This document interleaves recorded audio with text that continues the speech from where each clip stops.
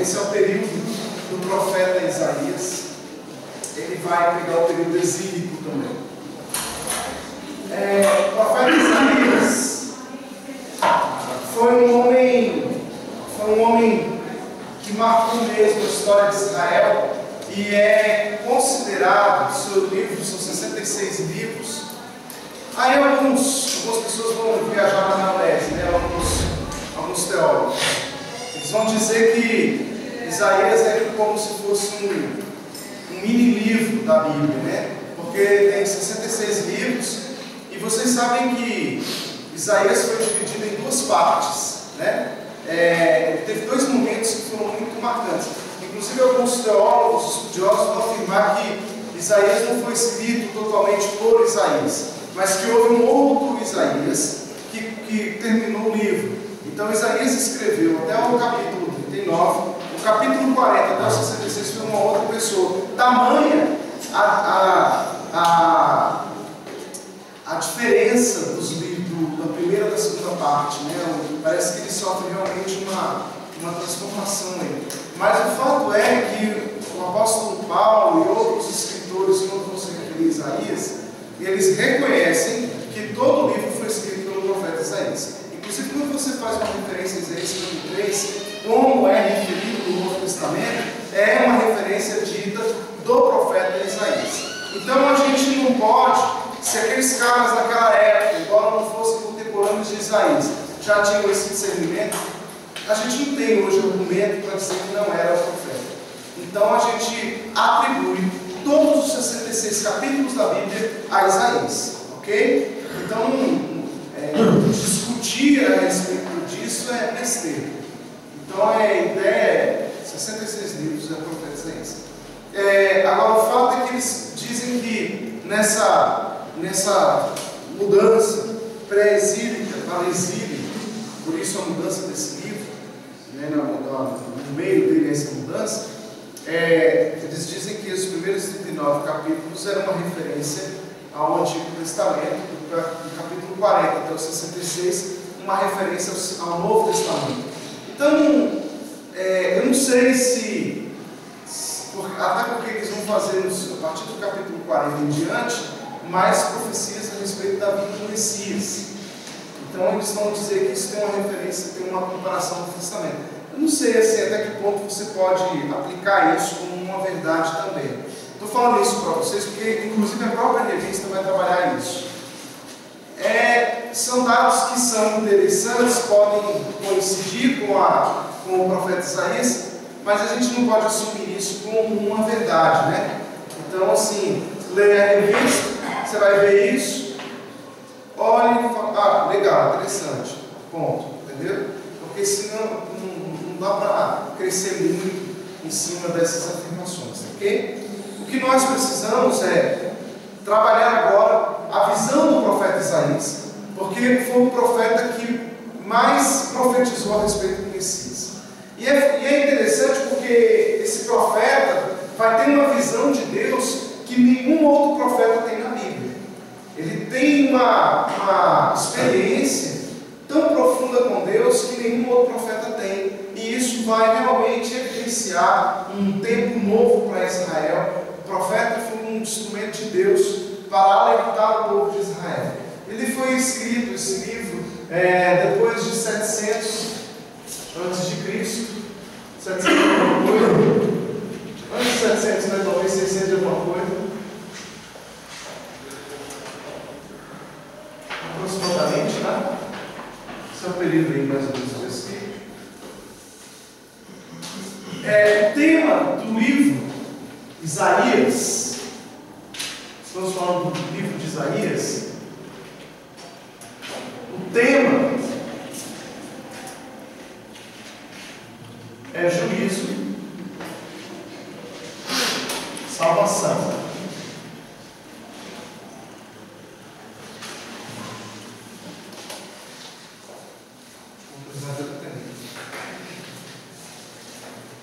Juízo e salvação. Eu queria convidá-los. Vocês sabem onde foi escrito o livro? Qual lugar? O local onde o livro foi escrito?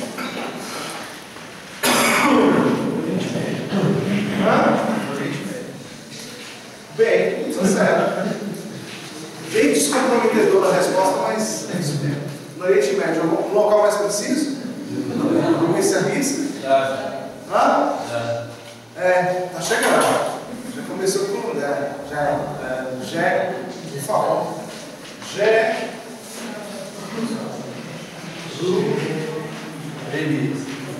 Jerusalém.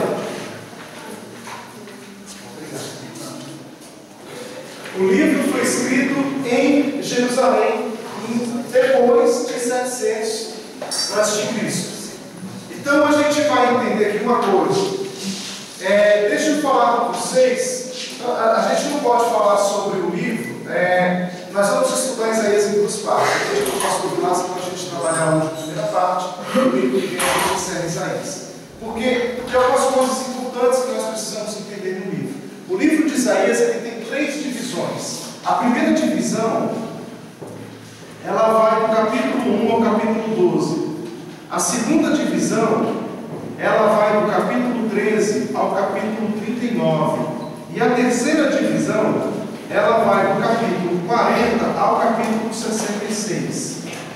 Então o livro se divide nessas 3 partes aí. É o livro de Isaías. É um livro que trata das profecias messiânicas. Então, se você entende as profecias messiânicas de Isaías, nós vamos entender todas as profecias messiânicas do Antigo Testamento ditas pelos profetas. Isaías é um livro-chave para a gente entender a mecânica das profecias na Bíblia. Se você não entender Isaías, se você não entender as profecias de Isaías, você não vai entender as profecias do Antigo Testamento. Você não vai entender o ministério profético na Bíblia. Ok? Então isso tem que ficar muito claro. Mas para a gente entender Isaías, a gente precisa entender o contexto em que Israel estava vivendo naquela época, e a gente precisa entender o contexto do profeta Isaías dentro dessa situação toda. Então nós vamos trabalhar, a gente vai ver que nesse livro de Isaías existem 7 pontos que são importantes que nós precisamos avaliar em todo o livro. Qual é a primeira? A primeira coisa que a gente precisa entender na profecia é a respeito da natureza e do caráter de Deus.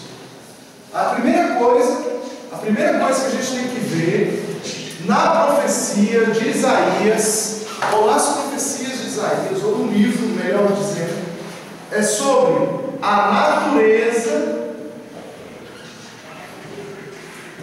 porque o livro trata disso o tempo inteiro, o caráter de Deus. A segunda coisa que nós precisamos atentar no livro é a respeito da fé. A terceira coisa é a respeito de Sião / Jerusalém.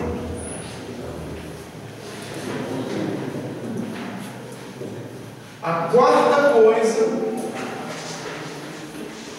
é sobre orgulho na Bíblia. Como que a profecia trabalha esse tema? Como o profeta trabalha isso? A quinta coisa que nós vamos ver é a respeito do reino. Deixa eu lá? Pode deixar. O reino de Deus. A sexta coisa. Então a quinta é o reino de Deus. A sexta coisa é sobre liderança.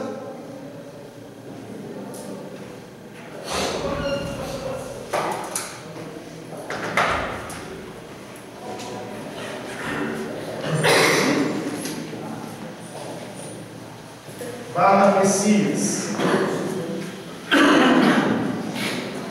E a sétima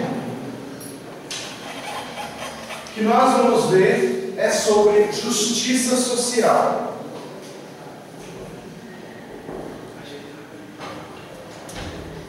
O livro trata de todos esses aspectos aqui, nas 3 partes, no período inclusive pré-exílico e exílico.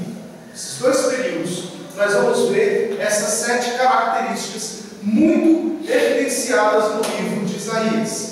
Então vamos falar um pouquinho do contexto que vivia Isaías. Bem, os teólogos eles vão diferir um pouco a respeito da data do ministério de Isaías, né? Eles vão dizer que o ministério de Isaías ele durou cerca de 40 até 50 anos. Esse foi o período da profecia de Isaías, né? Mas o que a gente sabe é que o profeta Isaías ele vai abranger 4 reinos. 4 reinos.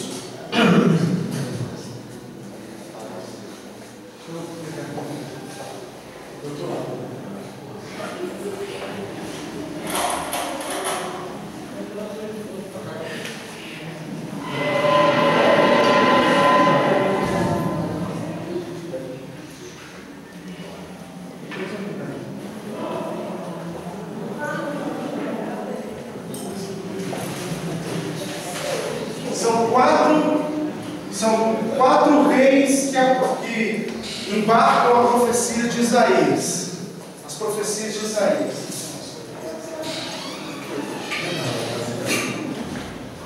Quais são esses 4 reis?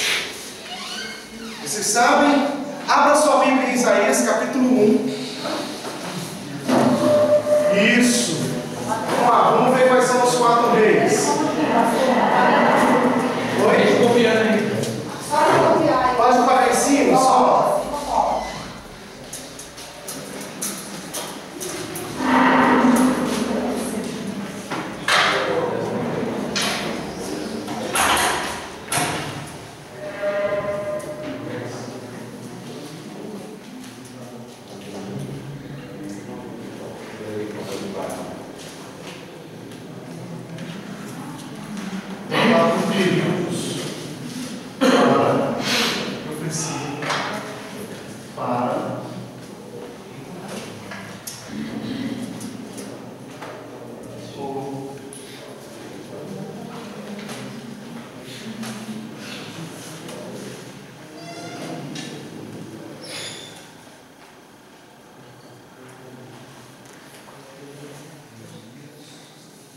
Profecia para um período de 4 reis. Nós vamos ver na Bíblia. Se abrir na sua Bíblia em Isaías, nós vamos ver isso melhor. Isaías capítulo 1. Logo no versículo 1 nós temos essa resposta.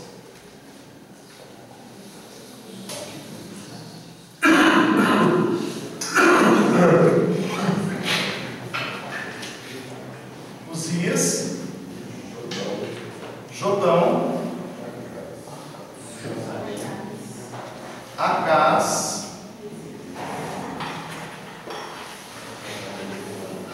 e Ezequias. Esses 4 períodos. E o texto começa dizendo, então, assim, o versículo 1, né? Visão de Isaías, filho de Amós. A gente sabe então que Isaías era filho de Amós.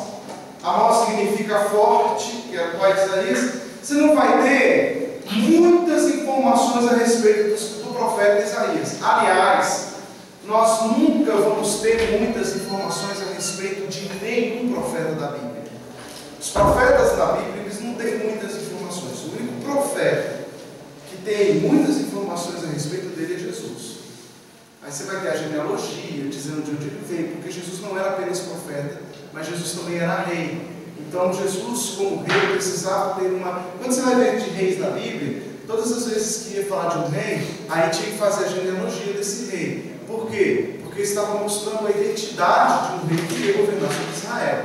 Então precisaria mesmo de todo esse relato. Quando vai se tratar de Isaías, de Ezequias, você não vai ver muitas informações a respeito dos profetas na Bíblia. O profeta, até porque os profetas não eram pessoas muito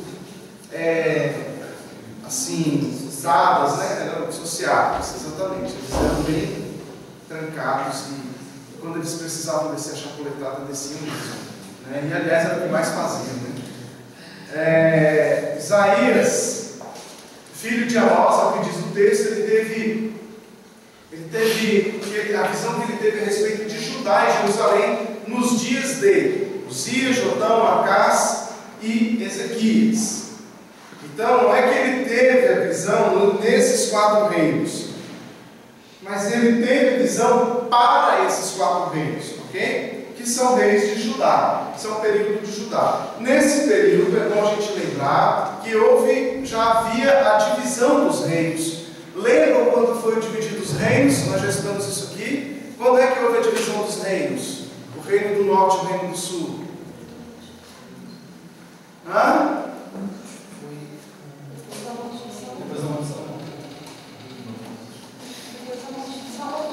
Depois da morte de Salomão com seus filhos, exatamente. Aí houve a divisão dos reinos, o reino do norte, o reino do sul. E aí nós vamos ter não mais o contato, né? Porque no reino do sul você tem o templo de Jerusalém, você tem os sacerdotes do templo, você tem todo o serviço do templo em Jerusalém. Aí os judeus, a tribo de Judá, a região norte, sul, não permitia que a região norte entrasse em contato com a região sul. Então, ou seja, o pessoal do norte teve que criar seu próprio templo, teve que criar seus sacerdotes, e eles fizeram isso sob influência pagã, Mas não era plano de Deus essa divisão da terra, né? O povo de Israel ficasse dividido. Em torno de 740, aliás, mais ou menos, né, a sua profecia durou aí, e a sua vida, 740 a 680 antes de Cristo, antes de ser dividido, partido ao meio.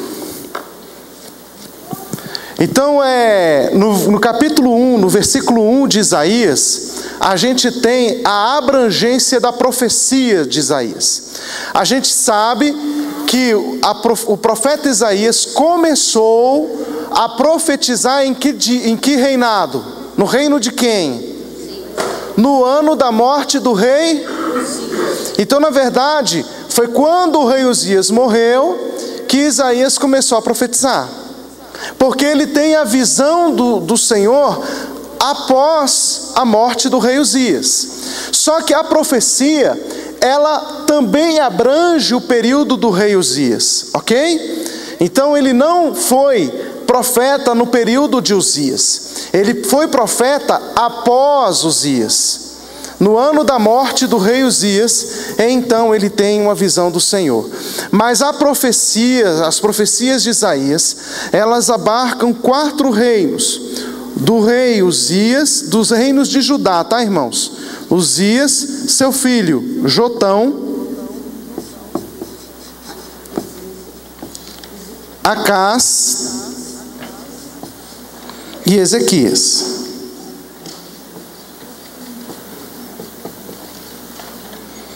Está no capítulo 6. Então, a condição espiritual do povo nesses dias desses reis era uma situação que não estava muito boa. Mas é bom a gente lembrar o seguinte: haviam 2 poderosos impérios que cercavam Jerusalém, e esses impérios, um ficava ao norte e o outro ao sul, eles estavam em harmonia.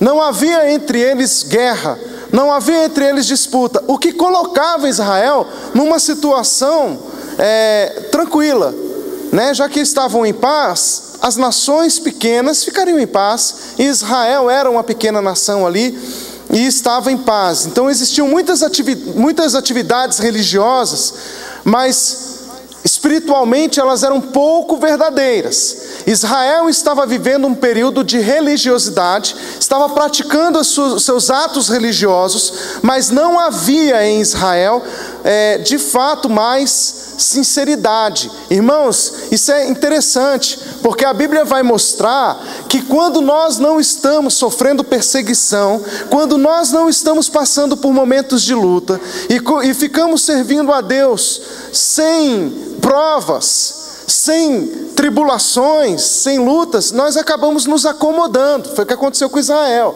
Então Israel estava praticando os ritos da lei, estava oferecendo sacrifícios, estava oferecendo holocausto, mas assim, não tinha mais nada não havia provas, não havia mais necessidade de serem provados, testados. E isso foi trazendo uma situação muito cômoda para Israel. E aí isso foi gerando em Israel um povo muito religioso. Eles já estavam fazendo as coisas simplesmente por fazerem. E isso é interessante porque nós podemos trazer esse princípio de Isaías para os nossos dias. Porque nós vemos hoje em dia o Brasil, por exemplo, é um país que não tem perseguição religiosa. A perseguição religiosa que a gente considera é quando a gente vê na novela alguém falar mal de crente, né? Baixar o som, né? Aí a gente fala perseguição religiosa. Essa é a perseguição religiosa do Brasil. A gente não tem perseguição religiosa. A gente não tem aqui ninguém morrendo por causa do evangelho. A gente não tem isso. Então o que acontece? Graças a Deus, isso é um ponto bom, né? Porque eu não estava muito afim de morrer. Um rapaz novo, bonito, né? Saudável. E nem matando, né? Verdade, por causa do evangelho. Agora o que acontece? Com o tempo, a gente tem um sério problema com isso. Se a gente não se alertar, nós vamos nos acomodando. E a nossa vida espiritual se torna comodista. Aí a gente vira uma vida o quê? Religiosa, vai para a igreja. Morna, exatamente. A gente não tem, é uma vida que não tem mais muito, assim, a gente cumpre o nosso papel religioso. Por exemplo, a gente fala, olha, nós precisamos dar a esmola ao necessitado. Aí a gente começa a dar a esmola ao necessitado, vira uma coisa rotineira apenas. Aí a gente já está acostumado a parar no semáforo, dar uma esmola para a pessoa e pronto. E a gente fala, bem, eu estou fazendo meu papel de cristão. Aí tem aquela vida religiosa engessadinha, né? Tem aquele seu período devocional na sua casa, vai na igreja, tal, mas você acaba acostumando, porque não estou condenando você fazer essas coisas, óbvio que não, mas eu estou dizendo quando isso se torna um costume apenas religioso, uma rotina religiosa. Exatamente, já não tem mais sentido, entendeu? Tanto faz você estar ajoelhado orando, como você estar em pé falando. A sua oração já não, ou não fazer, não tem mais sentido, não tem mais importância. E isso é em decorrência da falta de perseguição que sofremos. Porque quando a gente é perseguido, irmãos, aí a gente precisa orar, né? Quando eu vejo, por exemplo, uma igreja é fechada por causa de som alto, porque a gente não tem perseguição mesmo, né? Aí isso pra gente é algo grande. Aí o que as igrejas fazem? A igreja que é fechada, a gente lutou e tal. Aí a gente vê a igreja numa fé, né? O povo orando, e o povo chorando, e o povo marchando na rua, e o povo até abrir a igreja. Aí o governo vai lá, abre a igreja, o pessoal, vencemos, né? Porque uma perseguiçãozinha que você tem, isso te move. Isso move. É por isso que a gente vai ter por isso que a gente tem as tribulações no fim dos tempos, hein? Espero que não precisemos dela, né?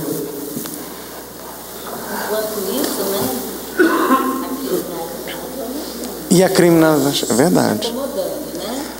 E essa é o grande problema, porque quando a igreja se cala, quando a voz profética da igreja se cala, o mal vem imperando, né? Bem, a espiritualidade do povo era pouco verdadeira, então havia uma grande diferença social em Israel. Havia uma grande diferença entre o rico e o pobre. E os líderes da nação, eles não defendiam os pobres como deveriam. Já estava sendo comum isso em Israel, porque na própria lei de Deus, essa justiça social deveria imperar, essa diferença, essa desigualdade social não deveria existir em Israel, né? Então o povo, como não estava vivendo apenas uma vida religiosa, a gente vai vendo que a diferença social, a desigualdade social, ela aumenta. Quando a igreja começa a viver a sua vida de religiosidade sem significado, nós sabemos pelo índice de criminalidade aumentando ou a desigualdade social aumentando. Porque isso não é responsabilidade do governo, isso é espiritualidade da igreja. Olha que coisa interessante, hein? Eu estou baseado, irmãos, nas profecias da Bíblia. Estou baseado na Bíblia. Quando você vê a criminalidade, hoje eu estava lendo o jornal lá, está lá no Correio Brasiliense, aumento da criminalidade, do roubo de veículos, fez com que os seguros aumentassem. E eu sofri um baque, porque quando o cara do meu seguro ligou para poder renovar, aumentou. Pois é, o meu, quando ele me ligou, ele aumentou. Eu falei, meu querido, meu carro está ficando velho, não é novo não. Só está aumentando o preço, está se renovando a cada dia. Ele, não, mas é porque aumentou a frota, aumentou roubo, não sei o que. Eu falei assim, não, vamos fazer o seguinte, deixa eu avaliar. E fui ver o preço, realmente estava caro. Eu liguei para ele e falei, não, então renova, fazer o que, né? Vou fazer o quê? Cuidar do meu seguro velhinho. Estou lá, segurou o meu carro, aumentou o preço do seguro por causa do índice de roubo de carros no DF. Entendeu? Mas isso é culpa de quem? Da religiosidade da igreja, mornidão da igreja. Quando a igreja ela se estagna, a desigualdade aumenta, o pecado aumenta no mundo. Então isso não é responsabilidade do governo, o governo não sabe o que fazer, a igreja sabe. Então olha só, 750 a.C. foi quando começou, então houve um grande terremoto. Nesse ano, 750 a.C., houve um grande terremoto, né? E isso é interessante porque no livro de Isaías, ele vai citar as consequências desse grande terremoto que aconteceu em 750 a.C. Eles não se preocupavam muito com a verdadeira justiça, eles se preocupavam mais com os seus ganhos e prazeres sociais. A situação política nos tempos de Isaías era essencial, e ela é hoje essencial para a gente poder entender o livro. Então a política naquela época era muito importante, e para Isaías era fundamental, porque ele trata da política local, ele trata da política nacional, e ele vai tratar até mesmo da política internacional. A profecia de Isaías, ela abrange tudo isso, porque quando nós estamos envolvidos no ministério de Jesus, que é um ministério profético, nós temos uma palavra de Deus para o ministério, para a política local, para a política nacional e para a política internacional. Olha que coisa interessante. A igreja, ela não tem uma palavra de Deus apenas para a sua situação local. Nós temos uma palavra de Deus para a situação local, nacional e internacional. Global. Né? Então, antes dos dias de Isaías, durante vários séculos, as grandes potências da época eram o Egito ao sul e ao leste as potências do rio Eufrates. Essas duas grandes potências, elas não estavam em guerra, como eu falei para vocês. Elas estavam em paz. Cada um havia descoberto ali o que queria, e elas haviam entrado em acordo. Havia uma grande paz ali entre essas duas potências. E Israel não estava muito preocupado, então, estava vivendo dentro de uma situação tranquila, politicamente falando. Nos dias de Isaías, a situação começa a se complicar, porque a Assíria, cuja capital a gente sabe que é Nínive, ela estava se tornando uma grande potência militar. E o que ela vai fazer? A Síria, ela é esperta. Ela sabia que não era uma potência que podia competir contra, por exemplo, as duas grandes potências da época. Então ela vai firmar acordos com as pequenas nações. Então a Assíria começa a fechar acordos, alianças com as pequenas nações, e assim ela vai se expandindo. A ideia da Assíria era ir se expandindo para o ocidente. Eu vou tentar aqui mostrar para vocês, porque eu não sei muito desenhar.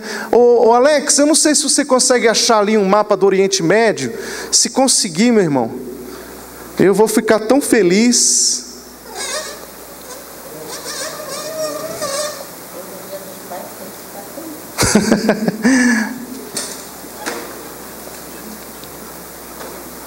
Mas se eu não conseguir, não tem problema não.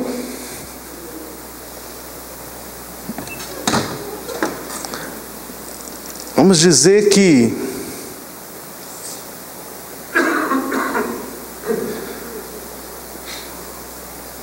Mar Grande,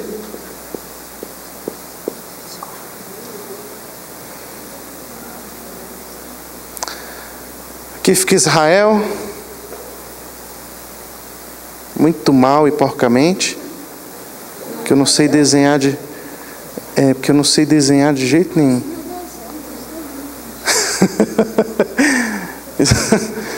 Isso aqui é um caos. Ó, isso aqui seria Israel. A Síria ficaria aqui, ó. Eu acho. Na minha mente está aqui. Essa região aqui, na verdade, né? Mas aqui seria mais ou menos Nínive, capital. Qual era a ideia da Síria? Crescer para o ocidente. Entendeu? Eles queriam se expandir e crescer para o ocidente. Só que eles eram uma pequena nação. Como é que eles iriam expandir-se? Fazendo acordos, fazendo alianças. Então a Síria começa a fazer isso. Nos dias de Isaías, então, isso começa a se potencializar. Essa nação começa, então, a crescer. E grande parte do Oriente Médio, a gente sabe que lá é seco. Mas o vale do rio Nilo,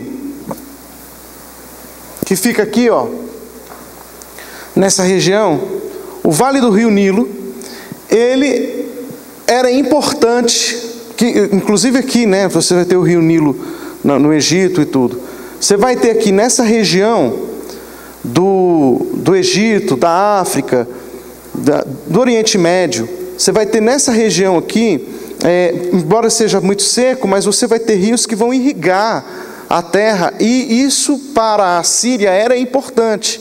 Então a Síria está visando esses rios. Então abaixo de Israel, o vale do rio Eufrates, e acima vai se encontrar, então, encontra-se Israel. Essa região vai formar o que a gente chama de crescente fértil. Vocês já estudaram isso na escola, não já? Crescente fértil? Então é isso aí. É onde a civilização antiga foi se desenvolvendo. A Síria, então, ela foi formando alianças políticas com essas pequenas nações, até ela se formar uma grande potência. A destruição de Israel, queridos, ela não aconteceu da noite para o dia, tá? Mas ela foi acontecendo progressivamente. O cativeiro, ela foi se desenvolvendo o cativeiro foi se desenvolvendo ao longo dos anos. 300 anos antes dos dias de Isaías, o reino de Israel, que estava dividido, foi unido por Salomão. E ele, depois de Salomão, foi dividido no reino do norte e do sul. Então a gente vai ter isso após os dias, né, de Salomão. Seus filhos dividem o reino. Nos dias de Isaías, as tribos do norte ainda estavam ao norte de Israel, tendo como capital Samaria. Então a capital do norte era que cidade? Samaria, do norte, o norte de Jerusalém, de Israel, aqui, ó, daqui para lá. Ao sul, qual era a capital do reino do sul? Jerusalém. Então você tinha a Síria, a Samaria aqui, perdão, e você tinha Jerusalém ao sul. Essas duas capitais. O que acontece? Em Isaías, então, a gente vai ver que esse evento causou algum efeito com o cativeiro que aconteceu no sul pela Síria, trouxe uma consequência para o reino do sul. O reino do sul, na verdade, deveria ter ficado aterrorizado, porque falou assim: o reino do norte foi todo levado pela Síria. Mas isso não aconteceu, embora houvesse algum impacto que Isaías vai falar.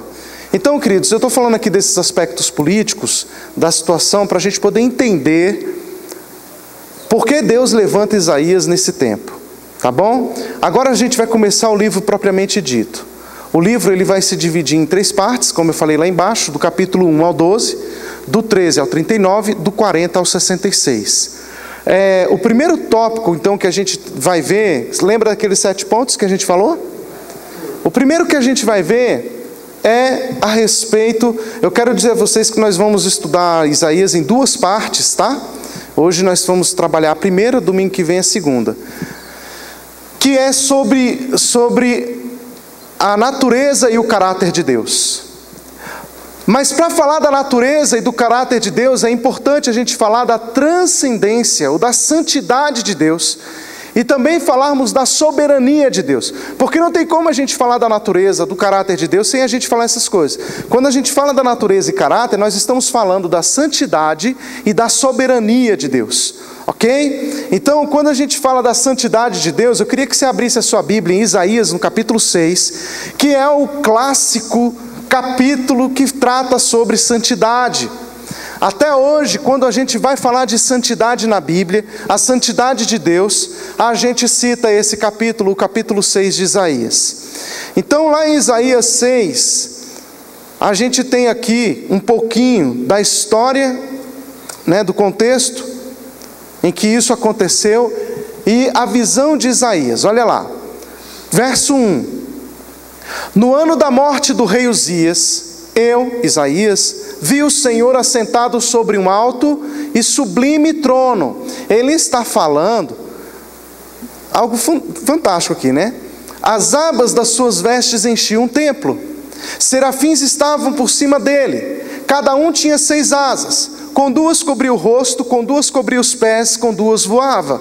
E clamavam uns para com os outros, dizendo: Santo, Santo, Santo é o Senhor dos exércitos. Toda a terra está cheia da sua glória.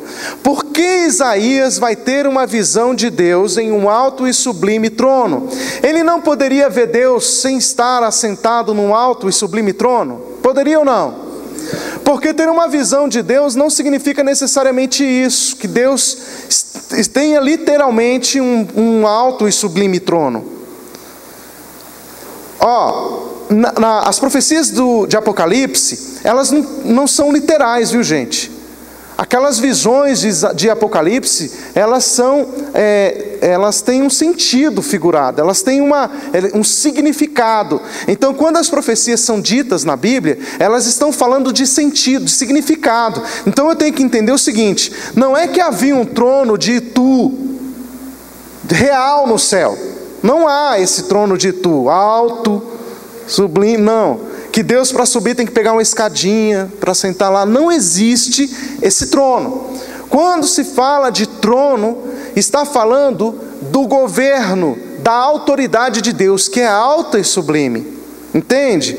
Então não fique imaginando aqui, que às vezes a gente tem uma visão de céu assim, né? Um lugar tudo branquinho, tudo claro, todo mundo vestido de roupa branca. E aí a gente fica imaginando um trono almofadado, não é? Deus, o velhinho sentado, e aí ele está lá parecendo um Papai Noel, para os seus filhos chegando, e ele abraçando com aquela barbinha branca, porque a Bíblia diz que ele tem barba, e aí fala dos seus cabelos brancos e tal, e você fala assim: Deus, o Senhorzinho. Não é assim, viu gente? Não é assim. Porque quando a Bíblia fala do cabelo de Deus, quando a Bíblia fala das mãos de Deus, quando a Bíblia fala dos olhos do Senhor, quando a Bíblia, ela não está falando no sentido literal. Por quê? Porque Deus, ele é o quê? Espírito. Mas Deus tem olhos? Tem. Porque ele vê. Não é que os olhos de Deus tenham uma cor, não é que os olhos de Deus sejam literais como os meus, mas Deus enxerga, e a ideia é mostrar o quanto Deus está olhando por nós, porque Ele não é cego, Deus enxerga. Deus, as suas mãos estão para me abençoar, estendidas. Então eu sei que Deus está com mãos estendidas, mas isso não significa literalidade. Quando fala de um trono, não significa que haja um trono literal. Nós estamos falando, quando a Bíblia fala de trono, ela está falando de quê? De autoridade, de governo. É bom a gente lembrar que Isaías tinha acesso ao reino de Uzias. Ele tinha acesso aos palácios do rei. Ele estava acostumado e se sentia protegido pelo rei. Então Isaías, ele não andava na rua se sentindo qualquer um. Ele sabia que Uzias, que era rei de Israel, de Judá, seu primo, tinha intimidade com ele. Então, o que aconteceu? Isaías vai falar, olha, no ano da morte do rei Uzias. Por que ele vai citar a morte do rei Uzias? Você só vai colocar nas profecias bíblicas algo que foi marcante para a história de Israel e para a história do profeta. A morte do rei Uzias não apenas marcou a história de Israel, como marcou a história do profeta Isaías. Isaías se sentiu sem chão, sem proteção, porque ele falou, peraí, o que governava a minha vida e o que governava Israel era Uzias. A preocupação de Isaías era, quem será o próximo rei de Israel? Será que eu vou ter acesso a esse rei? Será que ele vai governar bem? Porque Uzias foi um bom rei. E agora, quem será? Bem, em parte, né? Mas quem será agora o próximo rei de Israel? Quem será? Será que ele vai ser um bom rei? Será que ele vai agradar a Deus? Será que ele vai ser bom comigo? Então a Bíblia diz o seguinte, Deus vai dar uma resposta para Isaías nesse capítulo 6 que a gente vê aqui. O que Deus está falando para Isaías? Isaías, veja quem eu sou. Deus vai se revelar a Isaías com alto e sublime trono. Ele está falando, quem governa Israel não era Uzias, sou eu. Olha o meu trono. O meu trono é alto e sublime. Quem coloca Isaías lá no reino, sou eu. Quem tira, sou eu. Quem coloca o próximo rei de Israel, sou eu. Quem tira, sou eu. Porque eu sou o Senhor soberano. Gente, quando a gente pensa que é Dilma, que vai ser, sei lá, o próximo presidente da República, não tem a mínima ideia quem seja, se vai ser Dilma de novo, não são os homens, é o Senhor Deus. Ele põe quem quer, Ele tira quem quer, porque Ele está assentado no alto e sublime trono. Essa visão foi tão impactante para Isaías, que Isaías fala assim, epa, não era Uzias que estava me protegendo. Não era Uzias que estava sendo o bom rei de Israel, era o Senhor quem estava nos abençoando, era o Senhor que estava por trás desse negócio todo, olha só quem era. Então ele começa a ver que as coisas estavam se descortinando. Por isso você vai ter agora as profecias de Isaías acontecendo a partir desta visão. Gente, olha, leia Isaías pensando nisso. Pensa num quadro em que há alguém manipulando toda a história, administrando todo o contexto. Assim foi a visão de Isaías. Isaías falou, gente, eu descobri um negócio. Eu descobri que Deus está assentado no seu trono, no alto e sublime trono. E aí ele diz que as orlas das suas vestes enchiam o templo. Porque Deus se movia, Deus estava presente na adoração. E aí ele vai dizer, serafins estavam por cima dele, cada um tinha 6 asas, com 2 cobriam o rosto, com 2 cobriam os pés, com 2 voavam. Porque está falando da soberania de Deus. É bom que a gente entenda que quando a gente fala do caráter e da natureza de Deus, não tem como, segundo esse próprio texto de Isaías, capítulo 6, a gente separar a santidade da soberania de Deus. Não tem. Deus, Ele é santo e Ele é soberano. Por isso, logo no verso 3, ele vai dizer, clamavam uns para os outros, após ele ter a noção da soberania, ele vai ver que esses anjos estavam ao redor do trono e estavam clamando uns para os outros, dizendo, Santo, Santo, Santo é o Senhor dos exércitos, toda a terra está cheia da sua glória. O que Isaías está enxergando? Gente, não é apenas Deus trazer paz para Israel. Deus não está apenas escolhendo o rei Uzias. Deus escolhe os reis da terra, porque a sua glória não enche Israel, a sua glória enche toda a terra. Você consegue entender isso, irmão? É isso que a profecia está falando, é isso que Isaías está enxergando. Então Isaías vai ficar assim impactado com a tamanha grandeza desse Deus que é soberano, e ao mesmo tempo que é soberano, é santo. E não apenas santo, mas ele é santo, santo, santo. E aí ele vai dizer, porque você sabe que essa expressão santo, santo, santo, ela é uma expressão hebraica usada para dizer: o Senhor é santíssimo. Não há ninguém que tenha essa nomenclatura santo, santo, santo. Nós temos a nomenclatura, ou podemos ter a nomenclatura de santos, mas o único que é santo, santo, santo é Deus. Entende? Então ele vai falar, a sua glória enche toda a terra. E aí ele vai então trabalhar esse aspecto da santidade. Olha então o que vai acontecendo.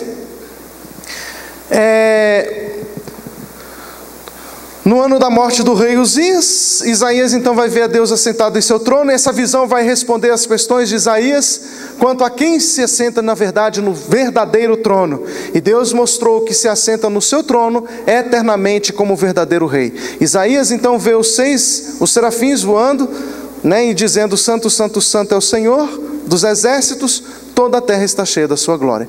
Então, quanto mais claramente nós vamos vendo a Deus, quanto mais claramente vamos conseguindo enxergar as características de Deus, percebendo Deus, mais claramente a gente vai se enxergando.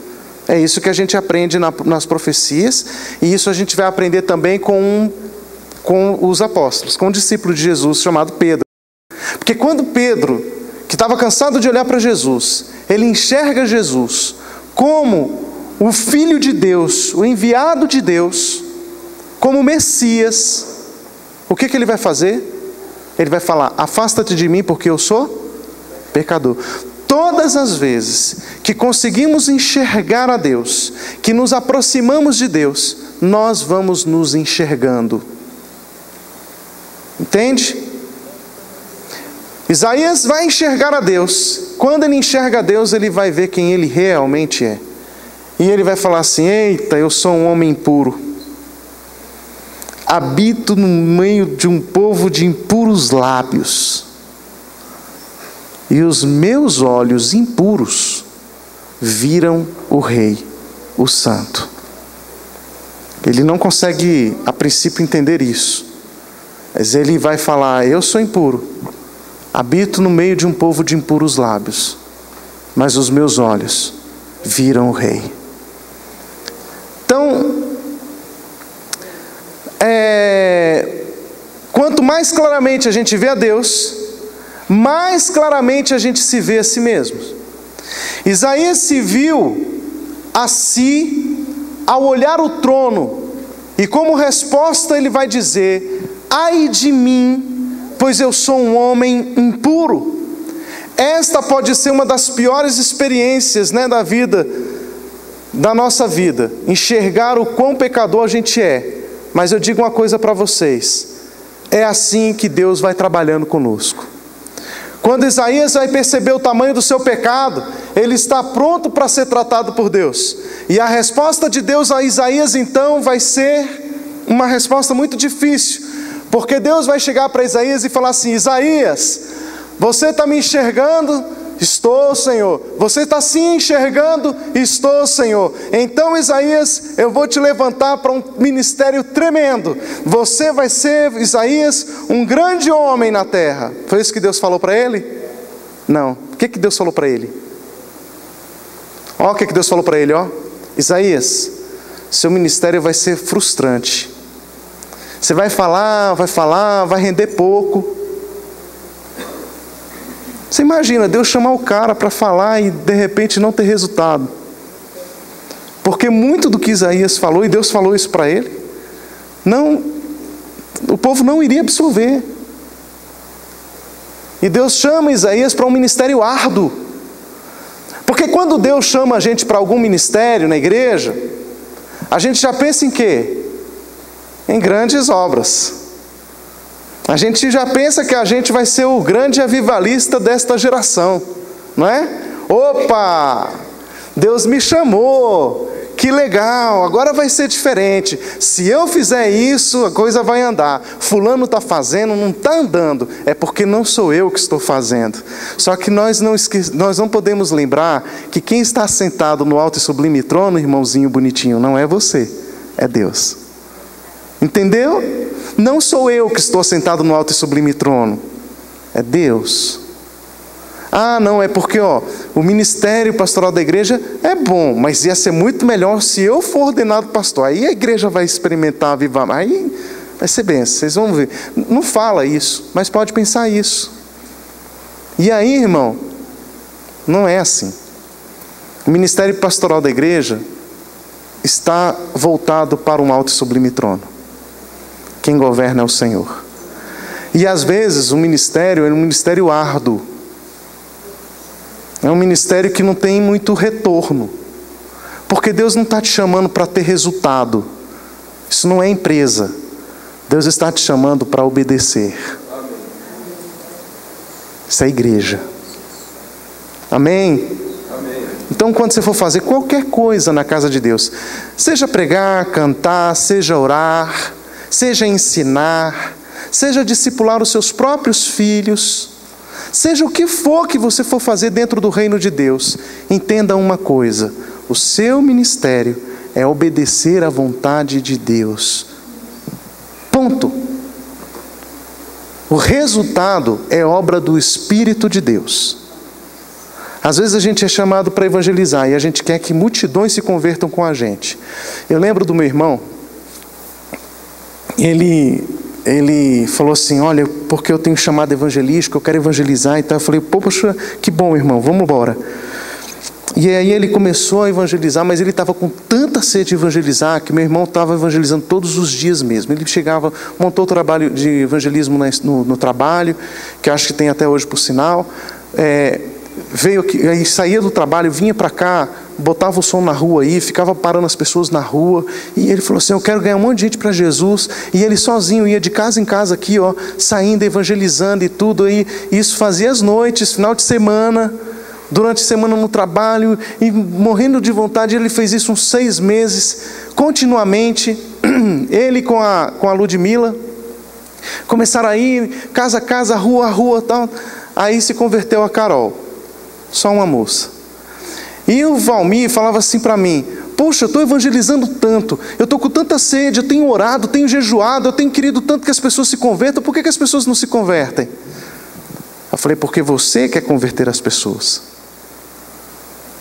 Não é o nosso papel converter ninguém.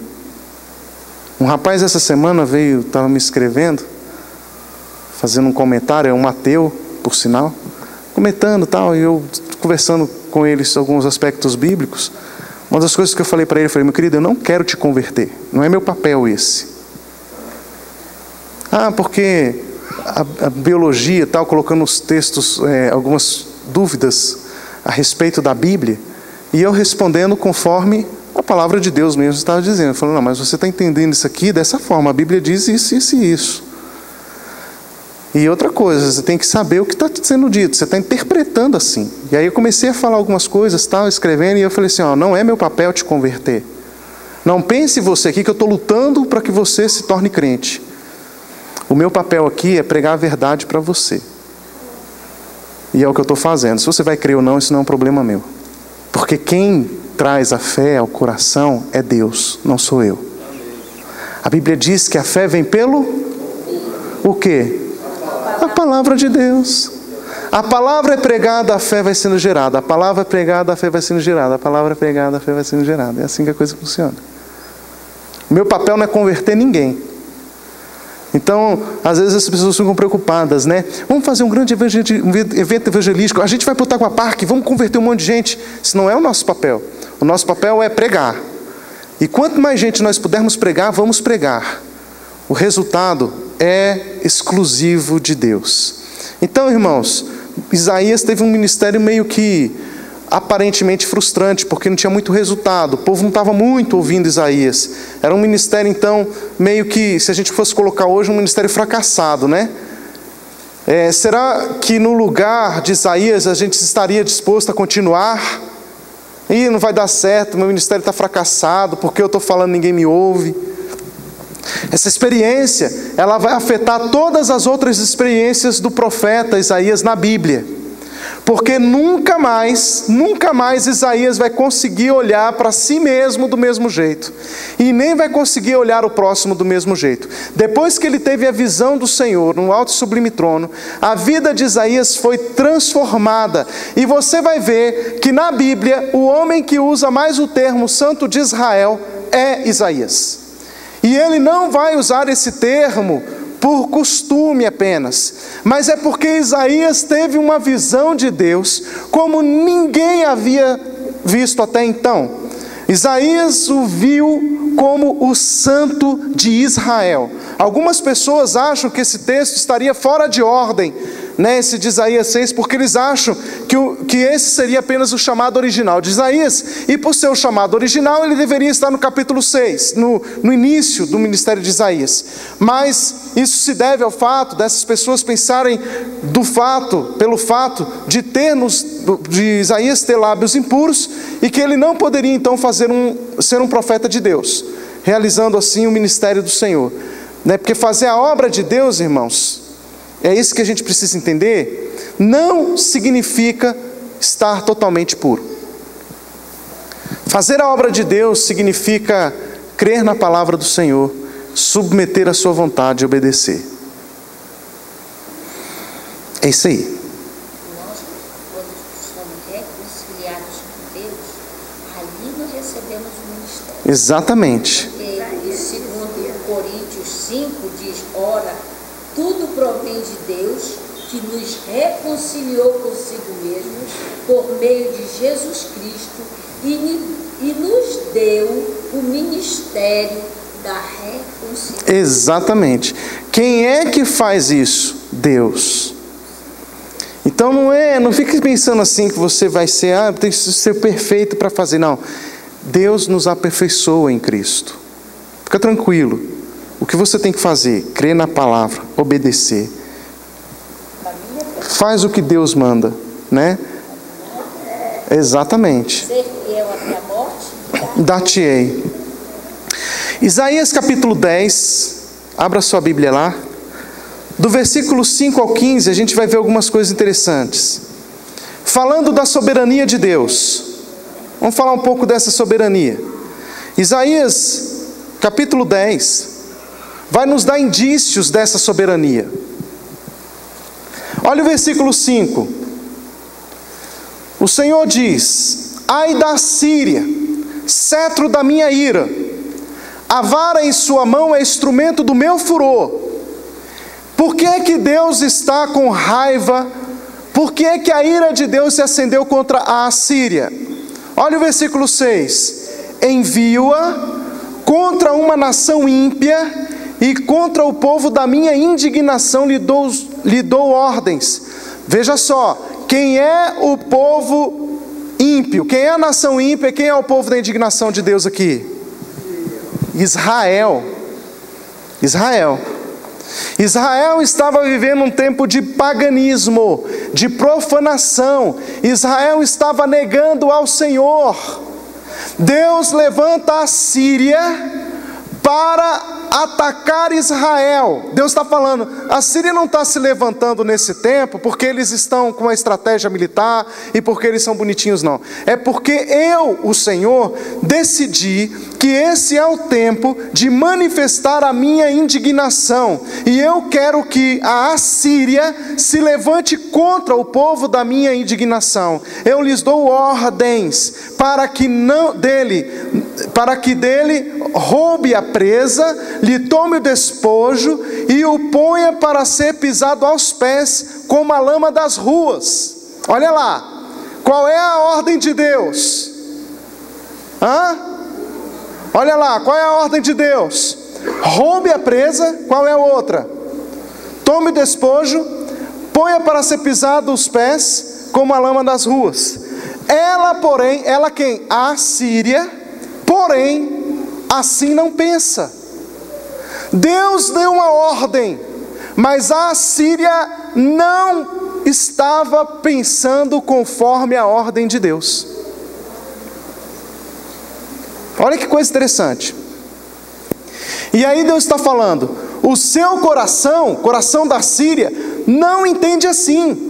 Antes intenta consigo mesma destruir e desarraigar não poucas nações. Porque diz, não são meus príncipes todos eles reis? Como é Calno, não é Calno como Carquemes, não é Ramate como Arpade, e Samaria como Damasco. O meu poder atingiu os reinos dos ídolos, ainda que as imagens de escultura eram melhores do que as de Jerusalém e do que as de Samaria. Espera aí, gente. Soberania de Deus. Deus está falando, eu dei uma ordem para a Síria, mas eles não pensam assim. Espera aí, cadê a soberania de Deus nesse negócio? Ele não mandou? Se ele mandou, não deveriam fazer? Se ele não mandou a Síria atacar a nação de Israel, não era para a Síria atacar? A Bíblia diz que Deus fala, eles não estão pensando assim. Eles acham que são os donos do mundo, que os reis são os príncipes deles, ou seja, eles é que mandam nos reis, que o rei da Síria é o rei dos reis. Então minha ira está sendo levantada contra a Síria, não é porque a Síria está atacando Israel, é porque a Síria está querendo atacar todas as nações. Ela quer ser senhor das nações, senhora das nações. Soberania de Deus não significa que Deus tem o domínio total da sua mente, porque nós não somos marionetes. A Síria não foi uma marionete na mão de Deus. Lembra o que Jesus fala para Israel?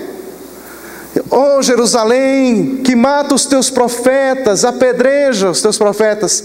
Quantas vezes eu quis ajuntar sobre minhas asas, cuidar de vocês, mas vocês não quiseram. Vocês não quiseram. A Síria, Deus fala, eu queria que vocês atacassem Jerusalém, Israel, porque era o povo da minha indignação, mas vocês estão atacando as nações. Porque é o seguinte, deixa eu explicar uma coisa. Aí você fala assim, mas vem cá, pastor, cadê a soberania de Deus nesse negócio? Vou explicar. Deus dá ao homem todas as coisas, mas tem uma coisa que Deus dá ao homem: a liberdade de decisão. Decida. Agora tem um negócio. Se você decidir pelo mal, eu, como soberano, vou julgá-lo. Como soberano eu vou julgá-lo. Como soberano eu julgo. Porque Deus tem senhorio da nossa vida. Eu te dou todas as ferramentas. Eu falo para vocês o que eu quero. Se vocês não fizerem, virá juízo sobre vocês. Porque eu sou soberano. Se ele não fosse soberano, ele não podia nem julgar a gente. Por que vai haver o julgamento final? Porque o julgamento é o ato de responsabilidade de cada um. Ninguém vai ser julgado se não tem responsabilidade pelos seus atos. Não é verdade? Quem é responsável pelos seus atos? Todos nós. Por isso, todo bichinho de orelha que pensa vai ser julgado. Por isso a Síria foi julgada diante de Deus nesse texto.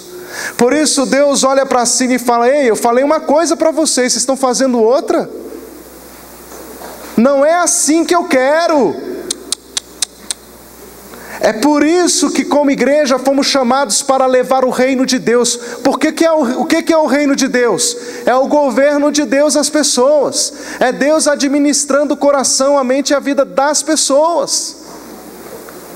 Agora aqui nesse texto, a gente tem o Senhor dizendo isso claramente. Dizendo, vocês é que estão pensando isso. Eu não penso assim. Vocês é que estão crescendo o coração. Não é assim a minha vontade. Vocês não estão agindo conforme a minha vontade. E como não estão agindo conforme a minha vontade, virá sobre vocês essa condenação. Aí vem a profecia contra a Síria. Entenderam? Porque Deus é o quê? Soberano. E era Ele que tinha que sentenciar a Síria como Senhor soberano. Então por isso, olha o versículo 12: acontecerá que, havendo o Senhor acabado toda a sua obra no Monte Sião e em Jerusalém, então castigará a arrogância do coração do rei da Síria e a desmedida altivez dos seus olhos. Sem medida. Essa palavra no hebraico, essa palavra, cadê o versículo? Está aqui, versículo 12, ó. Essa palavra desmedida, essa palavra rum em hebraico significa a elevação, a altura, a arrogância, a altivez, que é o mesmo princípio do coração de Lúcifer. Deus cria Lúcifer, dá a Lúcifer um ministério, dá a Lúcifer um chamado, dá a Lúcifer tudo e fala assim, ó, tem um limite. Lúcifer então quis ser mais do que Deus queria que ele fosse. Todas as vezes que nós vamos contra aquilo que é a vontade de Deus, isso se chama altivez. Quem quer ser mais do que Deus quer que você seja, é altivo. E altivez é pecado. Por isso que a gente não tem que ficar assim querendo muito não, irmãos. Queira ser o que Deus quer que você seja. Amém? Mais que isso é pecado. Mais que isso é pecado. Não tenho pretensão de ser o pregador das nações da terra. Já existe a igreja de Jesus que já faz esse papel. Eu tenho que fazer o meu papel. Se Deus quiser que eu vá para o Japão, eu vou. Se Deus quiser que eu vá para a China, eu vou. Se Deus quiser que eu vá para a Ceilândia, eu vou. Se Deus quiser que eu vá para o Recanto das Emas, eu vou. Se Deus me quiser em Taguatinga, eu fico. Senhor, não me interessa, não há grandiosidade no meu nome, porque o meu nome vai se acabar junto comigo. O meu nome não dura eternamente, mas o seu dura.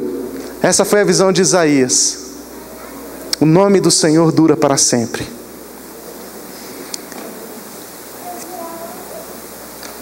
Para a gente encerrar, a sombra ameaçadora do cruel monarca sírio pairava densamente sobre os outros impérios e reinos menores do Oriente Médio, como a gente falou. Então toda a área estava agitada, com conversas sobre conspiração e confederações. Você vai ver isso em Isaías no capítulo 8, no versículos 9 a 13. No norte, o Israel apóstata logo seria vítima dessa intriga internacional, ao passo que ao sul os reis de Judá já estavam reinando precariamente. Você vai ver isso em 2 Reis, capítulo 5. Aliás, 2 Reis, os capítulos 15 ao 21. Você vai ver essa deficiência desses reis de Judá. As novas armas de guerra, elas estavam vindo ao passo que no sul,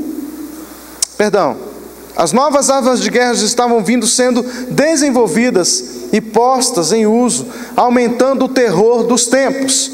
Você vai ver isso em 2 Crônicas, capítulo 26, versículo 14 e 15. Para onde era preciso voltar-se em busca de proteção e salvação? Embora o nome de Deus estivesse nos lábios do povo e dos sacerdotes no pequeno reino de Judá, o coração de Israel estava desviado para outras direções, e primeiro para a Síria e depois para o Egito. 2 Reis capítulo 16 vai falar sobre isso, e o capítulo 18. A fé de Israel, a fé estava desvanecendo no poder de Deus, e quando não se tratava dessa crasta idólatra, prevalecia o modo hipócrita de adorar, baseado no formalismo e não no verdadeiro temor a Deus. Então você vai ver isso. Eu quero que você volte para Isaías capítulo 1. Nós fizemos aqui uma boa introdução do contexto que Isaías estava vivendo, e a gente viu o que moldou a mente de Isaías e por que Isaías vai profetizar agora, o que ele vai profetizar para as nações da terra. A gente viu sobre a soberania de Deus, a gente viu que Deus é soberano, e soberania significa ser Senhor, administrador das coisas. Deus administra as coisas. Ele tem o controle de todas as coisas e Ele é o verdadeiro juiz de todas as pessoas. Isaías capítulo 1, eu falei 1, não foi? A gente vai ver exatamente isso para a gente encerrar. No próximo domingo a gente continua, tá, queridos?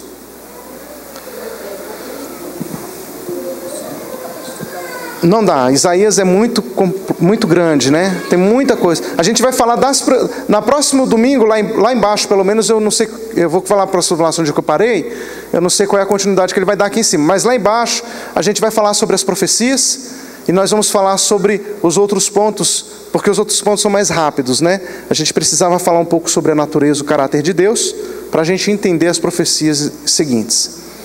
Isaías capítulo 1 então vai dizer: visão de Isaías, filho de Amós, que ele teve a respeito de Judá e Jerusalém, que era a capital, nos dias de Uzias, Jotão, Acás e Ezequias, reis de Judá. Ouvi aos céus, dá ouvido à terra, porque o Senhor é quem fala. Criei filhos e os engrandeci, mas eles estão revoltados contra mim. O boi conhece o seu possuidor, o jumento o dono da sua manjedoura, mas Israel não tem conhecimento, o meu povo não entende. Ai desta nação pecaminosa, povo carregado de iniquidade, raça de malignos, filhos corruptores, abandonaram o Senhor, blasfemaram do Santo de Israel, voltaram para trás. Porque a vez de ainda ser feridos, visto que ainda continuais em rebeldia, toda a cabeça está doente e todo o coração enfermo, desde a planta do pé até a cabeça, não há nele coisa sã, senão feridas, contusões, chagas inflamadas, umas e outras não exprimidas, nem atadas, nem amolecidas com óleo. A vossa terra está assolada, as vossas cidades consumidas pelo fogo, a vossa lavoura os estranhos devoram em vossa presença, e a terra se acha devastada como uma subversão de estranhos. A filha de Sião é deixada como choça na vinha, como palhoça no pepinal, como cidade sitiada. Se o Senhor dos exércitos não nos tivesse deixado alguns sobreviventes, já nos teríamos tornado como Sodoma, semelhantes a Gomorra. E aí ele vai dizer, no versículo...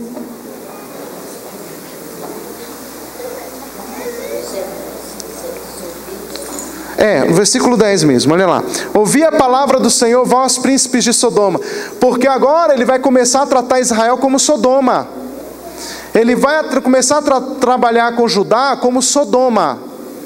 Prestai ouvidos à lei do nosso Deus, vós povo de Gomorra. Porque o que estava acontecendo com Israel, principalmente com Judá? Eles estavam caminhando uma vida de transgressão de lei. Estavam transgredindo a lei de Deus. E ele está falando, prestem ouvidos à atenção ouvidos à lei de Deus. Atentem à voz do Senhor, à sua lei. De que me serve a minha multidão dos vossos sacrifícios? Do que está adiantando vocês fazerem os cultos de vocês? Do que adiantam vocês trazerem os sacrifícios de vocês? Do que adiantam vocês virem para a igreja? Do que adianta vocês cantarem cânticos? Do que adianta vocês trazerem dízimos e ofertas? Estou farto de holocaustos de carneiro, de gordura de animais cevados. Não me agrado do sangue de novilhos, nem de cordeiros, nem de bodes. Eu não tenho prazer nessas coisas. Quando vindes para comparecer perante mim, quem vos requereu o só pisardes nos meus átrios? Não continueis a trazer ofertas vãs.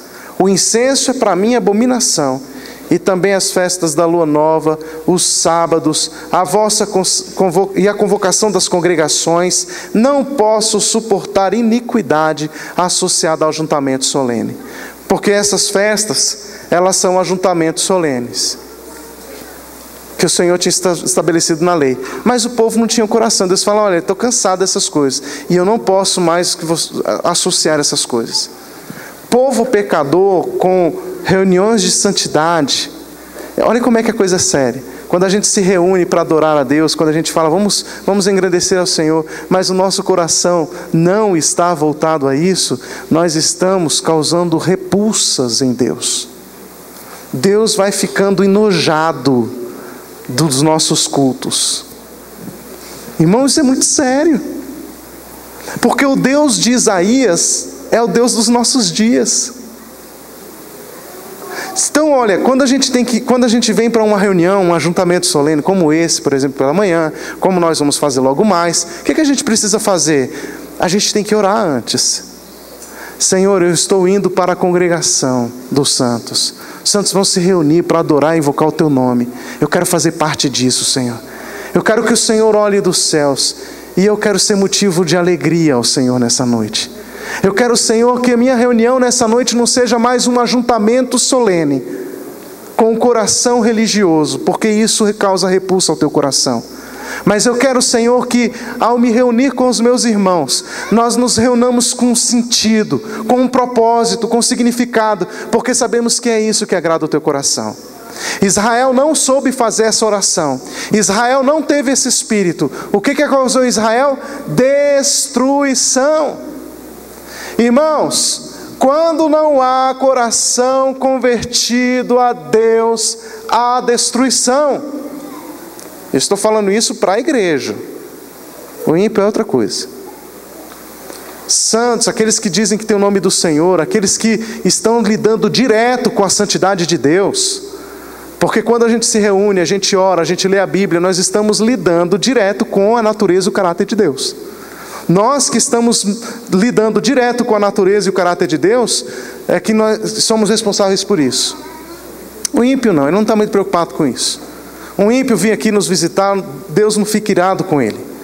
Mas Deus fica irado, irmão, com a gente que se diz povo de Deus, que se diz salvo, lavado, remido pelo sangue, tem o Espírito Santo, e não estamos dando sentido às nossas reuniões, ao nosso ajuntamento. Esses causam em Deus nojo. Deus fala, eu estou cansado, eu estou enjoado.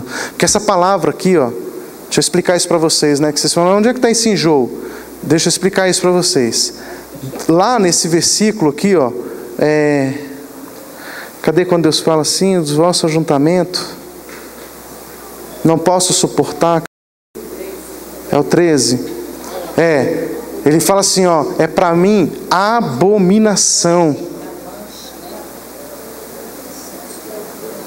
Não posso suportar, né? Já me são pesados, estou cansado de a sofrer. Me aborrece.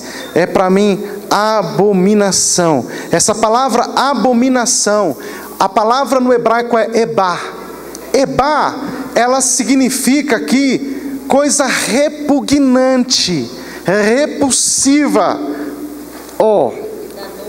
dá nojo. Repugnante na sua, né? Essa palavra ebá significa isso, é repugnante, dá nojo, provoca enjoo em Deus. Deus fala, nossa, lá vai mais um santo lá reunir-se sem sentido. Aí a gente, estamos reunidos aqui, Senhor. Aí Deus fala assim, para que levantar a mão? Para que cantar? Estou farto disso. Estou enjoado disso. Por isso que nós precisamos tomar cuidado quando nós nos reunimos em nome do Senhor. Está vendo?